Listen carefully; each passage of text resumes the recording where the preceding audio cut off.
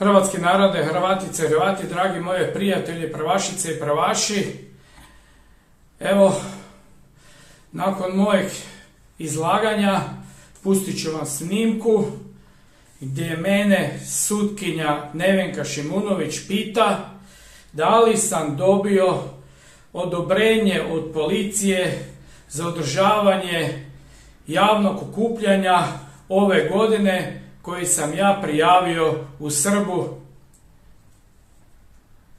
Ja samo pitam Nevenku Šimunović da li ona poznaje zakon.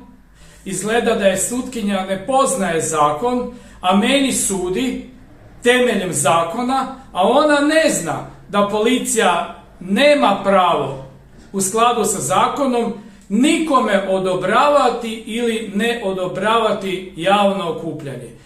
Policija mora samo paziti da se ne krši javni red i mir na javnom okupljanju, a svaka Hrvatica ili Hrvat ima pravo prijaviti javno okupljanje i nikomu to ne može zabraniti osim ministra 24 sata prije javnog okupljanja. Čak kada se javno okupljanje traje, ministar više ne može zabraniti javno okupljanje. A Nevenka Šimunović pravi se da ne poznaje zakon jer sudi po političkoj liniji, sudi kao da živimo u Jugoslaviji, pa poslušajte što je ona mene pitala.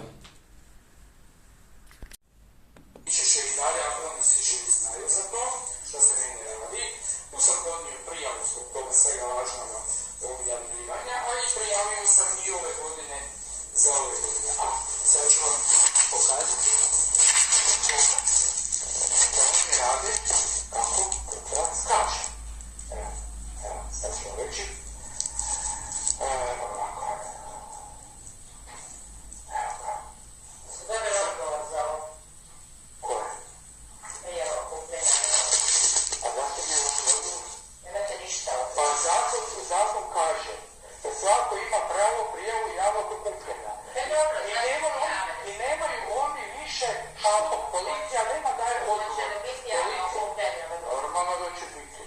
Koliko je godina? 15 godina za red.